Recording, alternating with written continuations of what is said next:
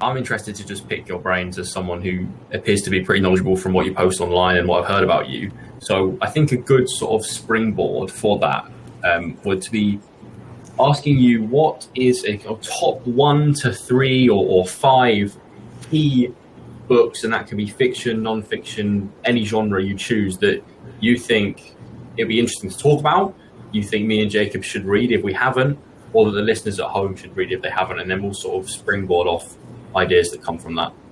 Sure. Okay, 5 books that I think we should read. Okay, so I'm a fiction person. I like fiction. I think that, I'm all about literature. I think it is very, very important to read fiction and literature. So I will steer the conversation somewhat in that direction, I think. So first of all, my all-time favorite book is called The Sound and the Fury by William Faulkner. It is an example of the Southern Gothic genre. I think it is probably a masterful work of kind of psychology. It really gives a lot of insights into human psychology, which is really, really fun. So that would be the first one, is The Sound and the Fury. The next one, oh my God, just put me on the spot. Anna Karenina by Leo Tolstoy, I think is a really great one. I think just provides a lot of really great insights into human nature, into, who we are from kind of a family perspective, societal perspective as well, and kind of a personal individual perspective. I think that Tolstoy is also just a, master of fiction. Next, I will say Brave New World is another really great one. I think that's probably also one of my favorites from kind of, I'm trying to make these kind of different vibes over here. So Brave New World is, sci-fi genre, I guess early sci-fi, you could say, of describes a society that essentially takes happiness pills to survive, and a lot of kind of, traditional like family structures are eradicated, and it's a really, really fun read as well by a guy named Aldous Huxley. What else do I want to throw out here? One of my favorites is The Bell Jar, as well, by Sylvia Plath. Love Sylvia Plath. Did my did my undergrad thesis on Sylvia Plath. Did my master's thesis on T.S. Eliot in literature. And The Bell Jar, I think, is definitely a must-read, especially, I would say, for young women. That tends to be the appeal of The Bell Jar. This is about a 19-year-old girl. And one more, number 5. Let's do Lolita by Vladimir Nabokov. Is one of my favorites. I'm Russian, full disclosure, so Nabokov, Tolstoy, this is kind of what we grew up reading. I think Lolita definitely gets a bad rep because of its just pure subject matter, but as you read the novel, it is really, once again, Nabokov, first of all, is a masterful stylist, and second of all, just sort of has you sympathizing with Humbert, which is, I think, something that only Nabokov can really do. So those would be, just off the top of my head, five books that I recommend everyone read. Well, I'm quite happy that I've read 2 out of those 5. If I'd read 0, I would have been quite disappointed in myself. So I've only read 1. Okay. I listened to it, actually. I listened to Brave New Worlds. Was the other one that you read, Joel, The Sound of the Fury? I read The Bell Jar, which you wouldn't expect. What's that one? 19-year-old male. Well, you can correct me if I'm wrong, because I read it a long while ago. But it's about a girl who's incredibly intelligent coming up in like sort of the fashion industry or something along those lines, and she has like mental health problems, and she sort of just struggles with the process of becoming an adult in this weird world and figuring out what you want and your identity. And I'm sure Liza can go into a full debrief on that better than I can. I will say the one thing I did gather from that book, which would be interesting if you remember this like I do, is the main thing, literally like the only thing in my head that's coherent from that is the analogy of the fig tree. And I bring that up a lot. And I actually tell people about that a lot when people struggle to make decisions. So I'll lay it out for listeners, and then I'll see what you think, Jake, and we can bounce off that. But essentially, I think she must be talking about her options in life, or what she wants to do with her life, right? That big question that we all think about when we're growing up and trying to become functional humans in the world. And she describes the feeling like being under a fig tree and seeing all these figs ripening, and she knows that they'll all be so juicy and sweet and delicious to eat. But because of that, she doesn't want to pick one and just eat that one, right? It's like the decision fatigue of all the good options in front of her means she's frozen in that.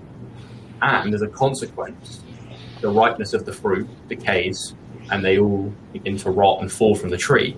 And the moral message for me is, well, if you don't know what to do something decent rather than doing nothing and watching all the decent options decay in front of you. So as much as I can't give you a detailed analysis of the plot in the book and what happened and what the climax was, all that bollocks, no, I can't. But what I can tell you is there's an actual life lesson I got from it, if that makes sense. Sure, yeah, and I think I actually just shot a video about Sylvia Plath's Fig Tree, which is fantastic that we brought that up. So it is just about the kind of chaos of being in front of so many decisions and being unable to pick one, and especially, so the main character in the bell jar is called Esther Greenwood, so especially for Esther, her probably main moral dilemma, one of the things that contributes to her depression, is this expectation for women to, find a partner, get married, settle down, and she starts off the book very much as a career woman, though she doesn't quite feel in place at this little journal that she works for. She works for a fashion magazine, and it's like a little internship over the summer. She has a couple of relationships going on the side, but her big kind of anxiety, and this is also before the world of contraception, is, she'll have sex with some guy, and then all of a sudden, she'll be forced to bear that person's child, and so she has kind of a lot of moral dilemmas here. So part of her standing before the fig tree is her having to choose between, do I pursue my career? Should I go along with society's expectations of, finding a husband, getting married, having kids, that sort of thing? Should I do something completely different? And she's just fully unable to choose. And part of her also does value male company. I think one really big misconception about Sylvia Plath that has been maybe parroted by later feminists is that Plath's whole thing is she, wants to smash the patriarchy and eradicate men and that sort of thing. And I don't think there's any evidence, and I've read all of Sylvia Plath's journals. I think her bigger dilemma is that she actually does want to, in one sense or another, have some sort of meaningful, human relationship. I don't think she's saying, hey, I'm just going to have a relationship with women, or I want to be abstracted from men. I think her big issue is, I do actually want these sort of meaningful human relationships, but in my world, having that will then preclude me from chasing my career. And there's very early on in her journals, she actually says that, she's 18 years old, she says that, well, I wonder if I get married, will that stifle my writing? Is that going to make the quality of my writing worse? Because she says, part of my writing comes from suffering about this. It's actually an interesting setup that she has for herself. And the novel The Bell Jar is very much an autobiographical novel. So one of the things that Esther struggles with is, once again, career or marriage and children or something else entirely, and she's just fundamentally unable to choose, and that's really what starts to contribute to kind of her mental decay. So this is a thing that's happening a lot in real life today, I'm guessing, because as we're growing up, we're kind of drowning in complexity with everything trying to get our attention, but also so many decisions and different values to pursue that it becomes overwhelming, and therefore people don't take action. So I'm guessing there's a kind of a moral as well that's you got to pick a fig. Yeah, it's so interesting looking at the perspective that I got from reading that, and the perspective that Sylvia Plath puts into that, and then the sort of more, majority feminist perspective from that. In that, my brain has gone very practical and been when I talk to people now, and that if someone's struggling with a decision, I will literally go into the fig tree analogy, be just eat the fig. But it's interesting how people can relate to an analogy in different ways depending on what's going on in their lives. I do think it's very true that it's almost they know that there's a phenomenon in psychology like the paradox of choice. People would prefer to have less choice than they think. We think automatically that what we want is to have a plethora of options to choose with what to do, but we actually don't. So there's something quite interesting about that. But I want to dig in a little bit to why, in those 5 books that you talked about, they were all fiction, yes, but I also think they were all reflecting a pattern of human nature.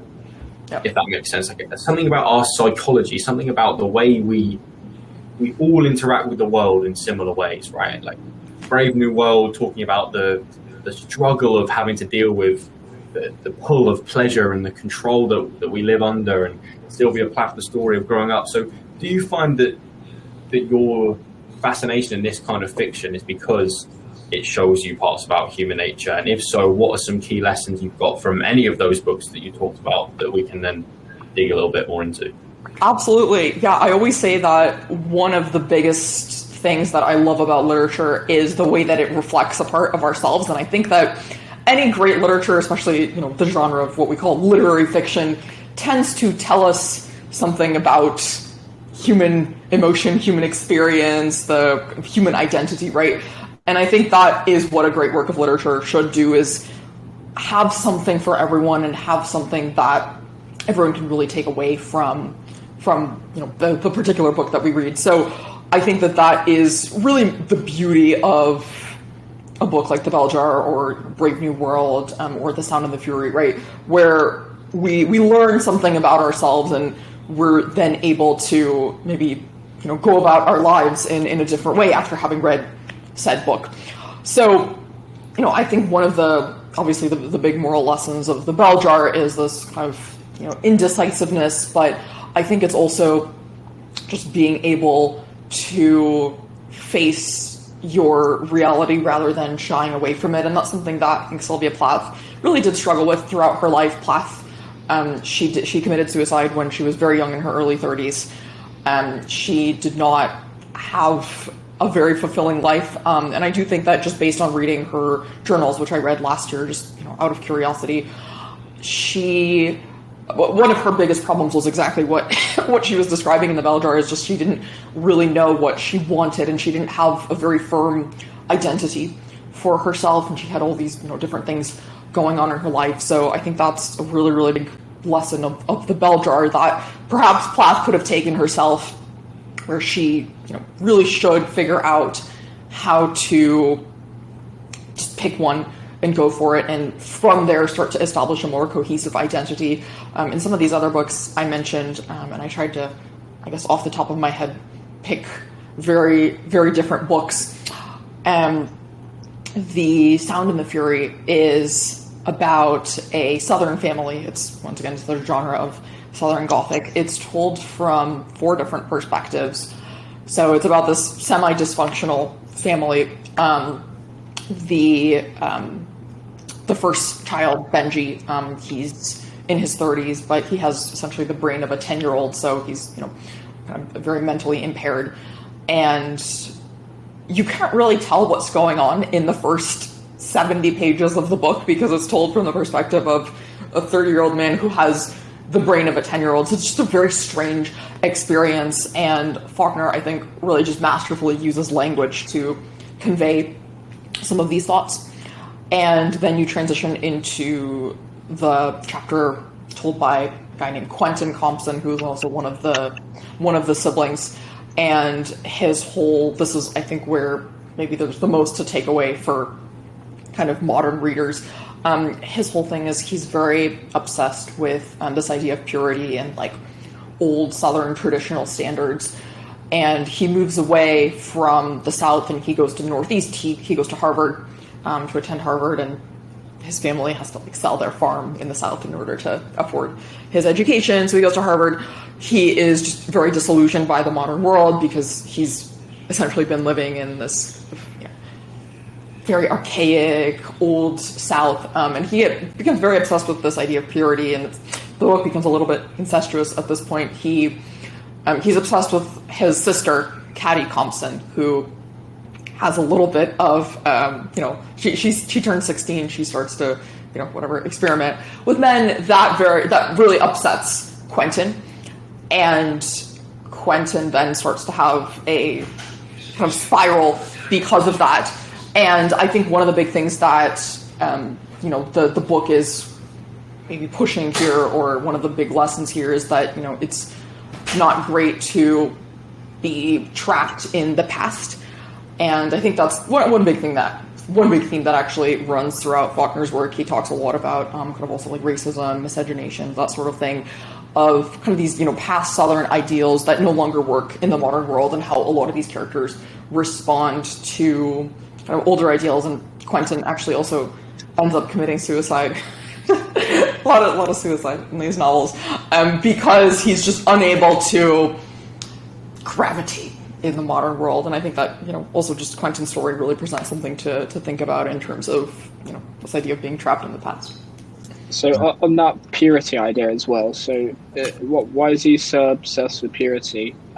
Because I feel like imperfection is kind of a good thing, as it allows people to relate, and it kind of means you're being realistic. So so he's specifically caught up in this idea of like sexual purity with his sister. It is, once again, it's a reflection of kind of past ideals. And so the book was written in the 1930s.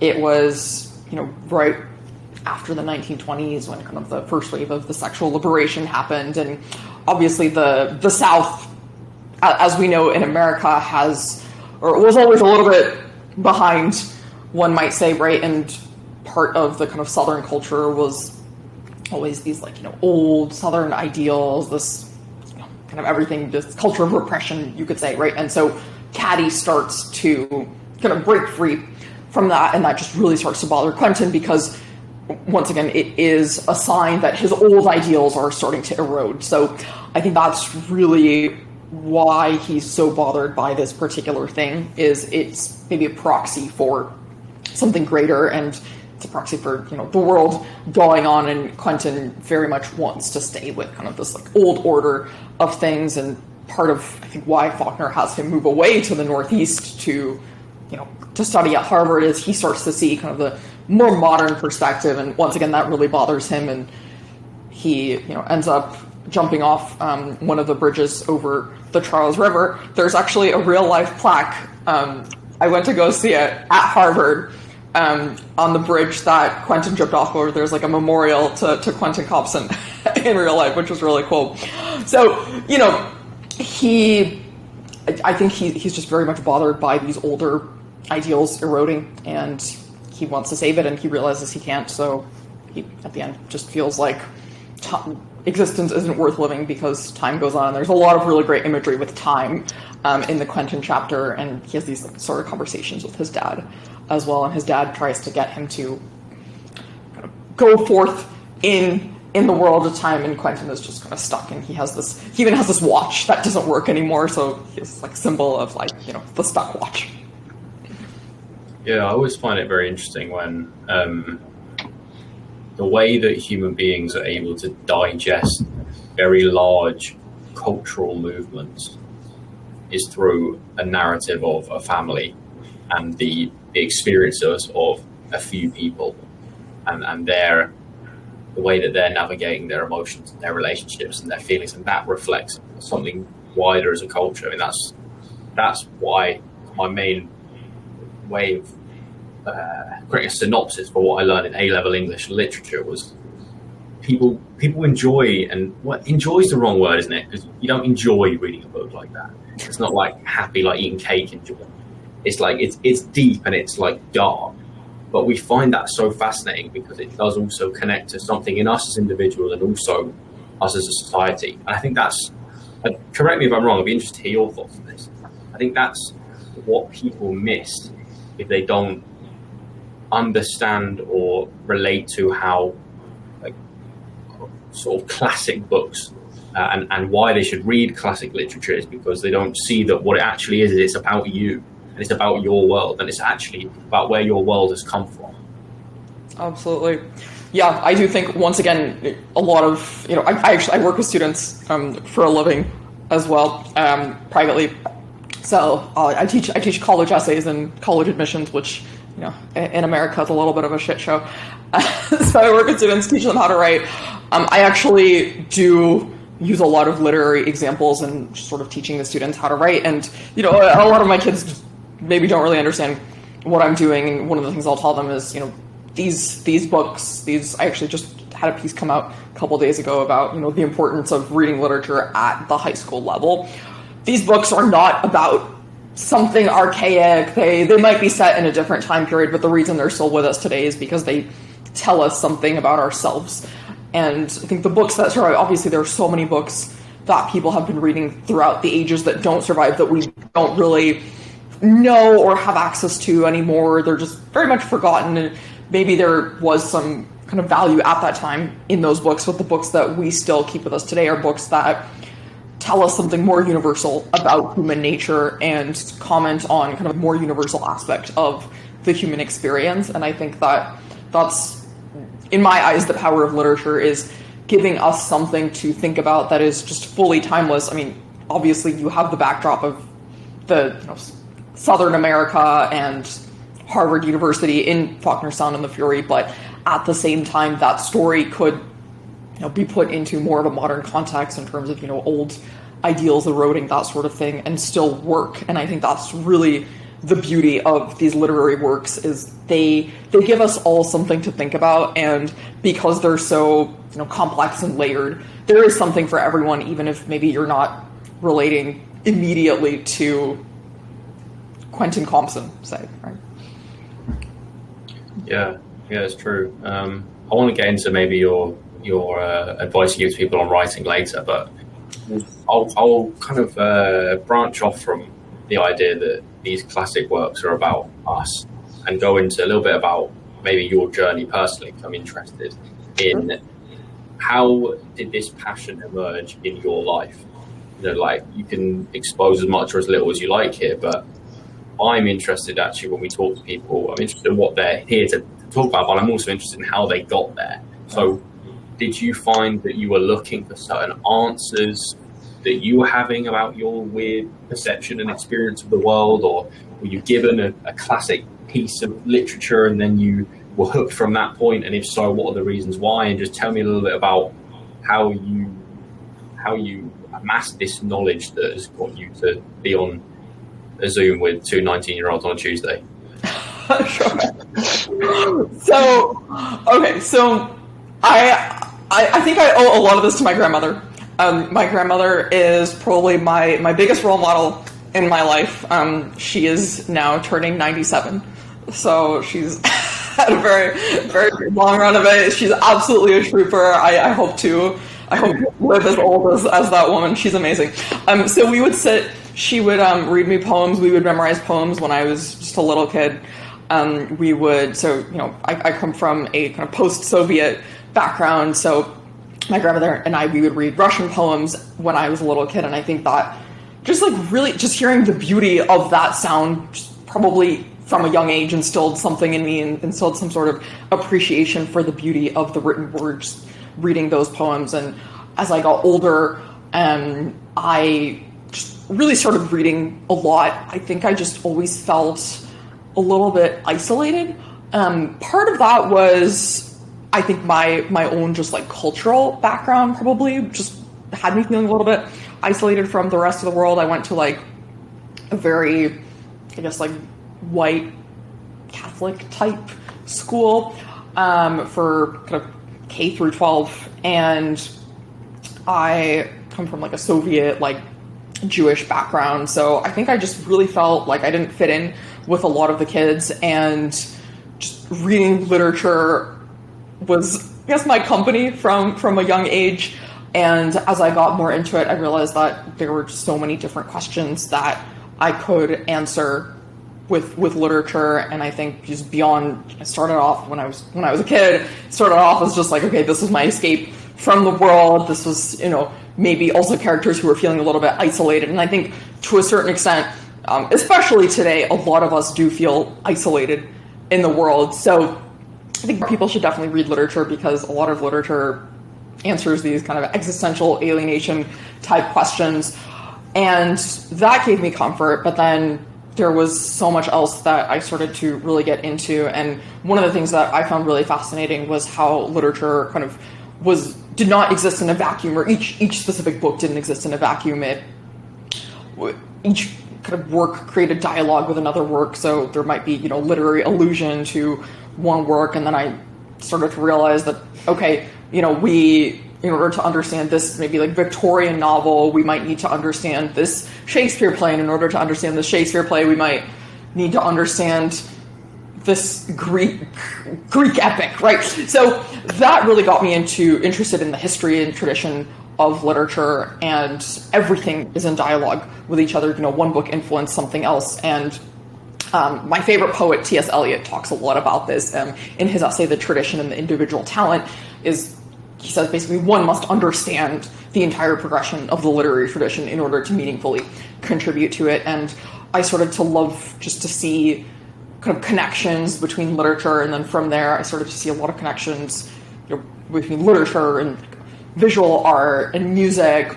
And I actually, my 10th grade European history teacher, he gave me an award kind of at the end of the year for like seeing connections where others did not. I still remember he signed a little book for me. So I think that's one of the things that draws me to literature, is the way that it is able to foster these really, really interesting connections, and how those connections, I think, are cross-cultural, they're timeless, they just really speak to us as human beings rather than, giving us something to divide ourselves by. And I think that's, to me, the beauty of literature, is having, something universal and beautiful in our hands. Yeah, I really like your journey. I think my friend Riyadh says like how sort of books and poems kind of speak to each other, but I might be just kind of it might be kind of speaking to you and then drawing your opinion across them. But I find in particular poetry, I'm guessing that's as a form of like writing and literature, I find it's kind of like a higher form of knowledge where there's so much beauty in it that like you gain a lot from like the abstract words. Like it's such a sophisticated like form. Like what's your thoughts on poetry? Poetry, yeah. So probably my favorite. I wrote both of my theses in kind of my undergrad and graduate school on poetry. So that's really my forte. My first one was on the poems of Sylvia Plath, and then my second one was on the poems of T.S. Eliot, specifically his Wasteland, which I'm actually doing a little series on right now. So I think poetry is, the ultimate experimental language genre. I absolutely love it, especially what T.S. Eliot does in a lot of his poems, which kind of are a little bit more abstruse. So I think that poetry also reveals a part of human nature in the same way. I think that poetry maybe serves a similar function as, the novel genre, just expressed through a different medium. I think that poetry, obviously fewer people read poetry than novels, just because poems are a little bit, as a whole, less accessible to the general public. You do need to kind of sit there dissecting what the author is trying to say, that sort of thing. But I do think that the reward that you reap from reading a poem is just unlike any other. And one thing that I always do think is important in poetry is this idea of musicality. I think that, the maybe difference from prose, or difference between prose and poetry, is prose has something, more structured to say it still could be beautiful, but poetry is really just letting loose of kind of linguistic experimentation, right? And allowing us to hear sort of music in poetry. And I always like to talk about the fact that, literature began as an oral tradition, right, with kind of the ancient Greeks, and probably even before that, is before literature was ever written down, it was always recited and sung, and it was always set to music as well. The Iliad, the Odyssey were always performed with music in the background. So in one way, poetry and music have always been virtually indistinguishable, and it is somewhat modern phenomenon to kind of separate poetry and music.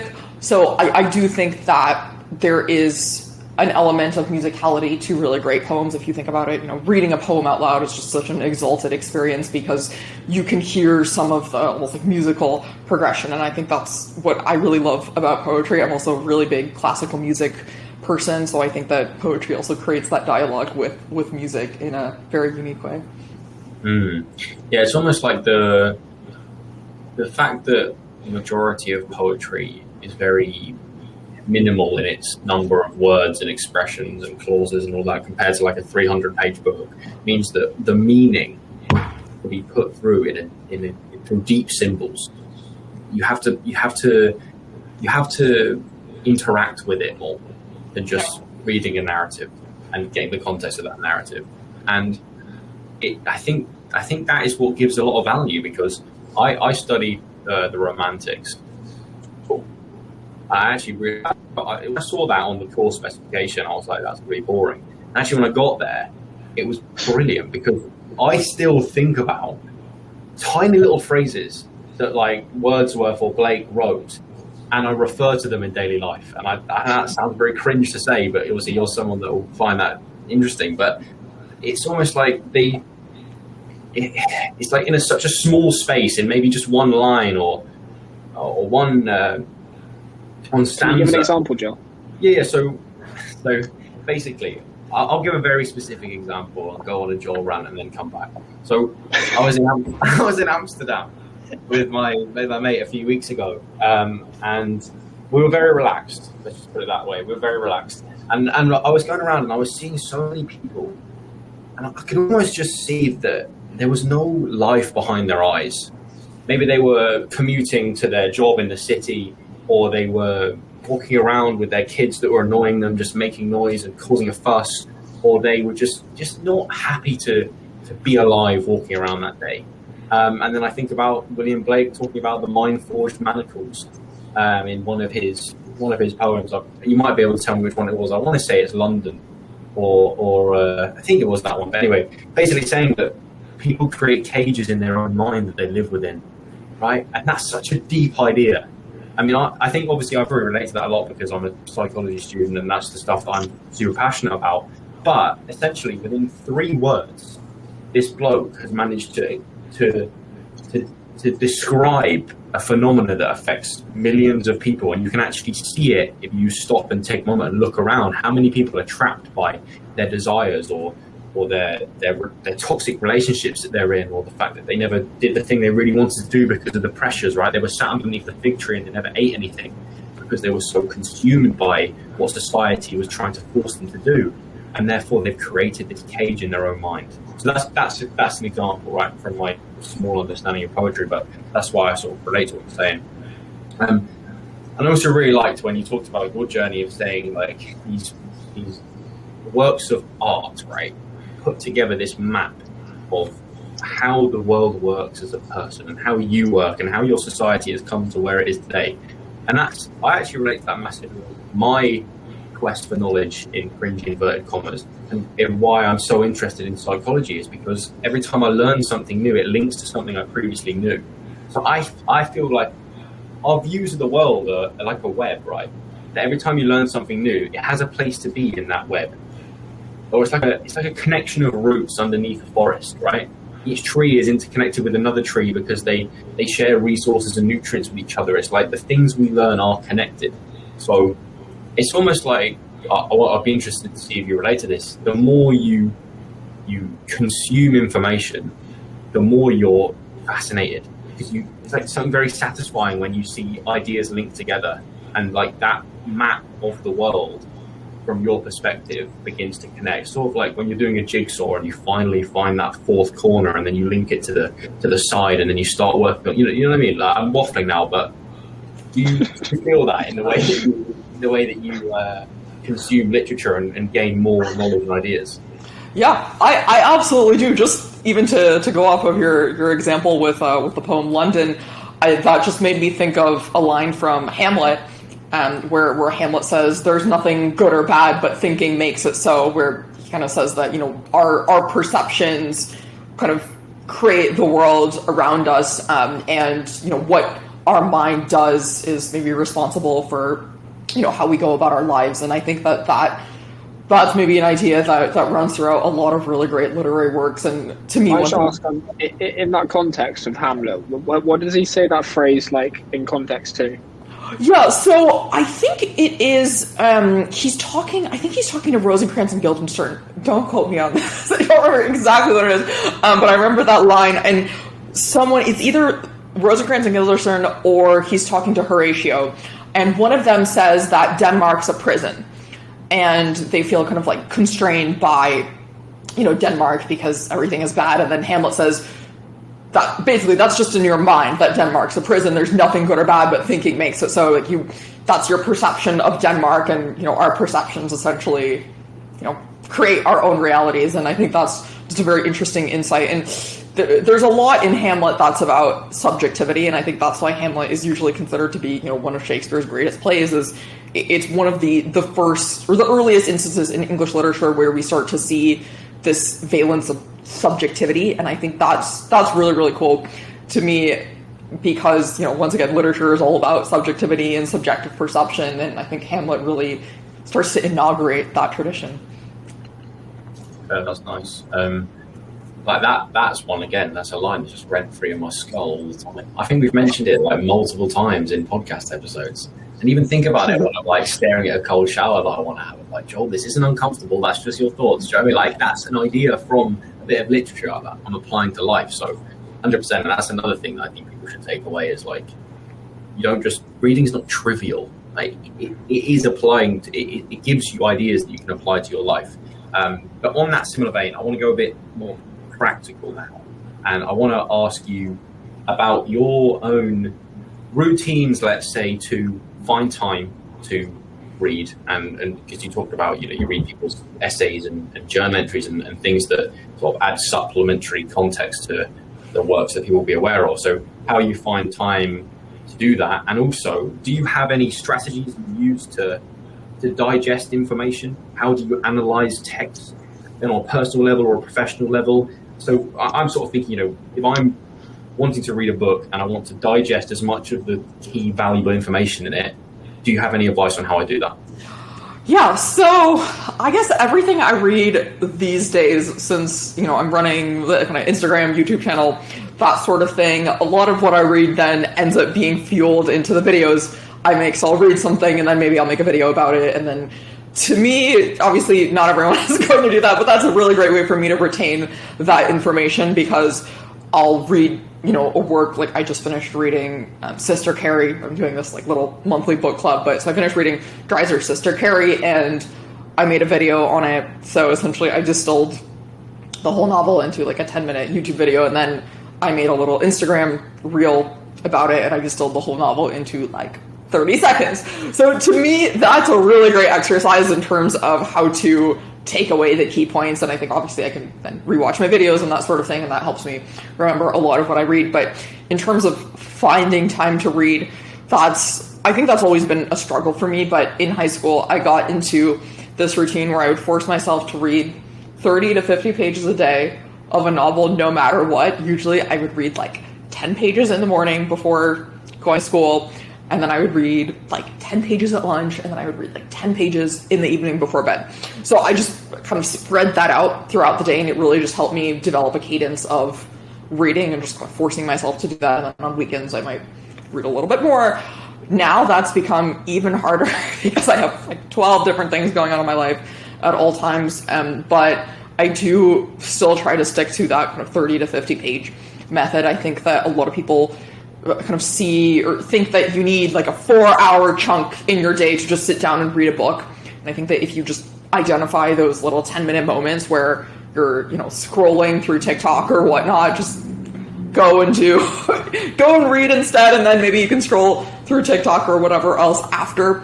But I think just identifying those little crevices in your day when you can read, and sometimes if I'm reading if I'm reading literature, that's maybe not a problem. If I'm reading like a philosophy book, maybe I do need a little bit more of I need an hour to really sit there and digest the book. But I think just finding those little nooks and crannies in the day that you're going to waste otherwise anyway, and just filling it with the book is the best method.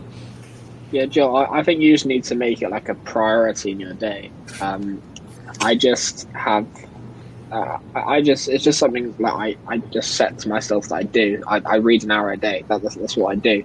And I do it like, I try and make it as like best and maximize the experience as possible. So I listen to the audio while reading the text. And so on speed as well, and so you soak up all the amount of information, and when there's something important that is really significant to you, I either write it down in my Notion so that I'll come back to it, or as Liza said, how you have an outlet, and therefore that's how you retain it. And obviously everyone likes a summary.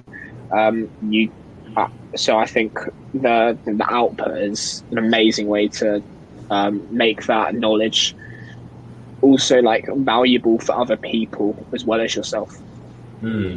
Yeah, I mean, I'm just probably just too lazy and undisciplined. Like I relate to it because of like the psychology videos I make on YouTube, and the fact that I know that on a weekly or fortnightly or monthly basis, me and Jacob will do an episode of the podcast on our own, right, where I have to bring things that I've been thinking about to it. That having an output is brilliant, and that's actually how the brain consolidates information. It's learned. It's paradoxical, isn't it? Like, but you actually learn better and consolidate that memory by pulling stuff out of your brain rather than putting more in. So that would make full sense. And to be fair, like breaking that down, 30 pages a day, that's like a book every 2 weeks. That'd be crazy numbers, and like that doesn't even sound that hard. So yeah, I think you're right. I think my problem is that when I like to, my brain is so efficient in the morning. Like pre 12 p.m, I'm like the smartest guy in the room. But as that goes on, it just decays and decays and decays until it's like 8 to 9 p.m, 10 p.m. maybe, going to bedtime. Oh, maybe I'll read. And then I'll find my brain is just like so slow, like walking through treacle. I'm not absorbing that information, so maybe I'll just have to make it a priority. But yeah, that's interesting. I mean, I can see now that 30 to 50 page a day rule is why you have the knowledge you have, and why you are where you are. Because everyone has that, no matter what domain they're in. It's like, what did you do every day?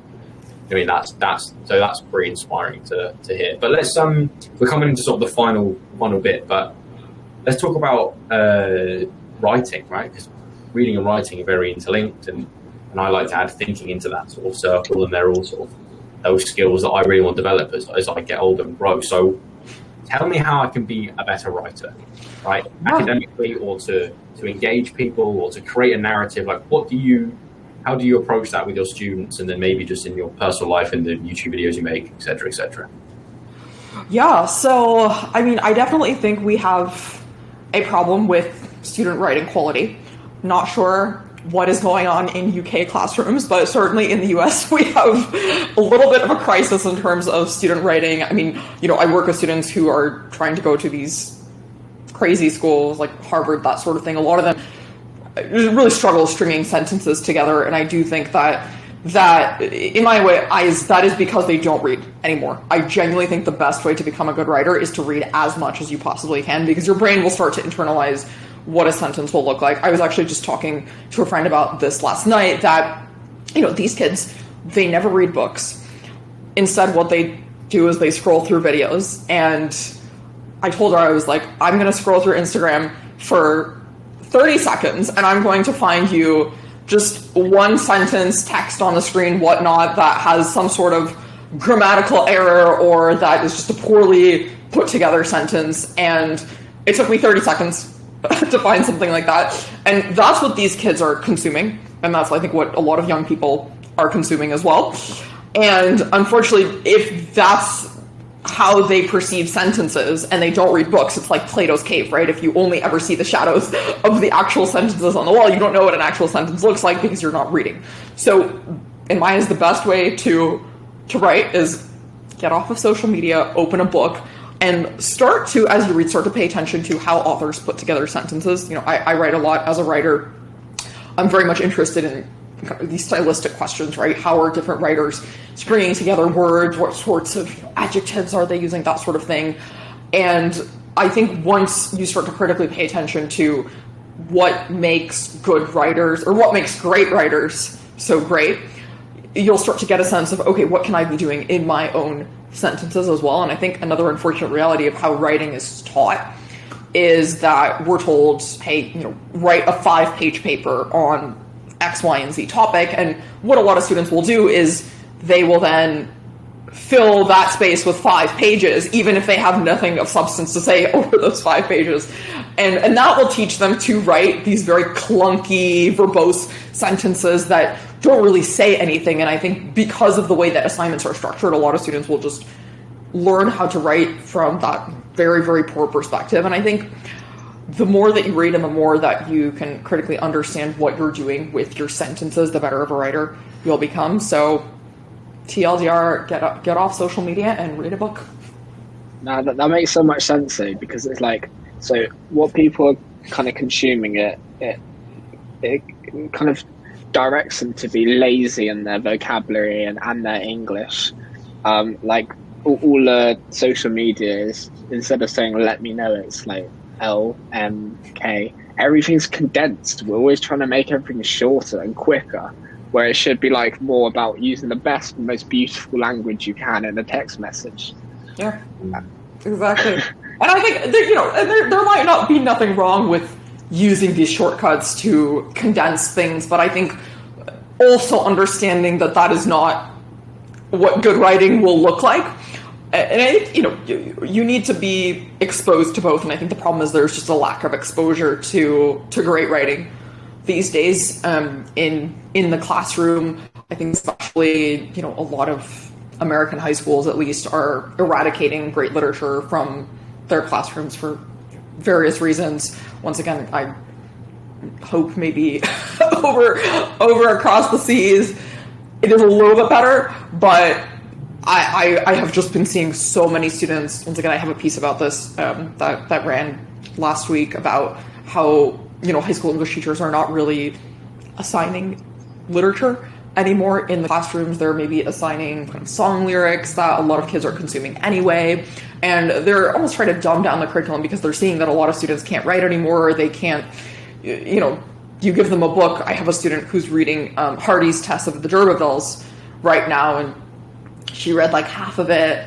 and we went through the plot. She fully didn't even understand the plot after reading half of it. We went through just the basic plot points of, this happens, this happens, this happens. And because she wasn't ever exposed to that sort of language, she read the whole thing and had no idea what was going on in the book. And that sort of told me, okay, let's slow down. Let's see if we can really teach our students how to read, because Hardy's language is not so archaic to the point where a 16-year-old wouldn't be able to understand it. And once again, to me, I think that's just a greater sign of what's going on in our culture with, reading and writing. And this is not even to mention the whole AI situation going on with writing as well. So, yeah, it's interesting. Like, it makes a lot of sense, doesn't it? If your language landscape is getting very simplified, then that's how you're going to produce your language. Like, the purpose of things on social media is to condense a bit of